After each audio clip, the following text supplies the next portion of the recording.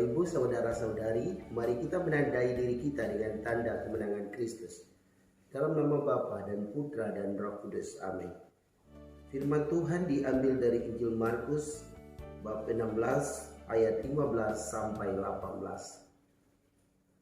Sekali peristiwa, Yesus yang bangkit dari antara orang mati menampakkan diri kepada ke-11 murid dan berkata kepada mereka, "Pergilah ke seluruh dunia, beritakanlah Injil kepada segala makhluk. Siapa yang percaya dan dibaptis akan diselamatkan, tetapi siapa yang tidak percaya akan dihukum. Tanda-tanda ini akan menyertai orang-orang yang percaya. Mereka akan mengusir setan-setan demi namaku. Mereka akan berbicara dalam bahasa-bahasa yang baru bagi mereka. Mereka akan memegang ular, dan sekalipun minum racun maut, mereka tidak akan mendapat celaka. Mereka akan meletakkan tangannya atas orang sakit, dan orang itu akan sembuh." Demikianlah Injil Tuhan. Shalom Bapak Ibu, saudara dan saudariku yang Tuhan Yesus kasihi. Tema homili saya pada hari ini adalah "Ini aku, utuslah aku".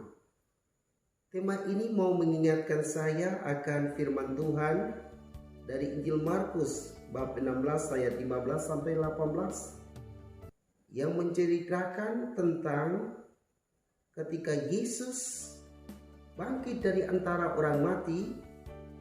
Ia menampakkan diri kepada ke-11 murid dan berkata kepada mereka, "Pergilah ke seluruh dunia, beritakanlah Injil kepada segala makhluk.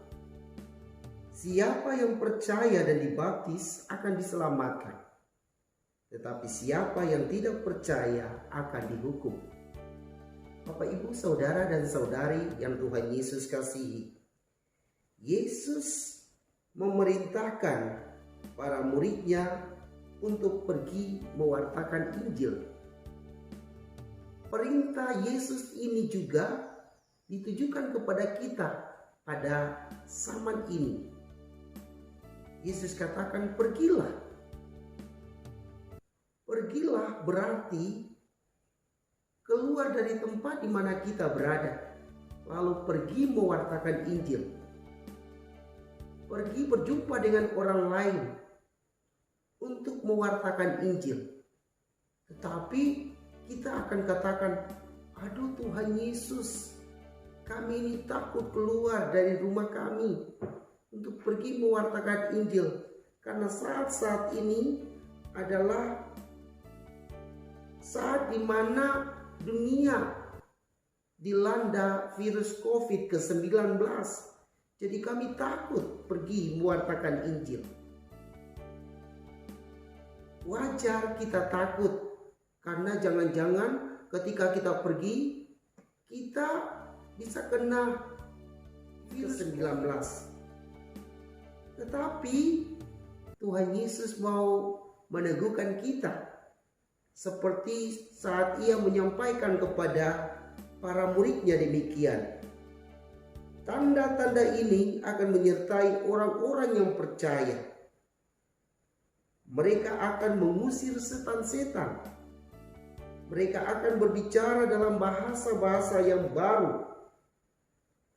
Mereka akan memegang ular, dan sekalipun minum racun maut, mereka tidak akan mendapat celaka.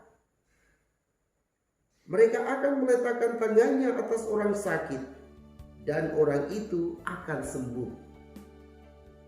Bapak, Ibu, saudara dan saudari yang Tuhan Yesus kasihi, Tuhan Yesus mengurapi para muridnya. Tuhan Yesus memberi kekuatan lebih kepada para murid untuk mewartakan Injil Tuhan.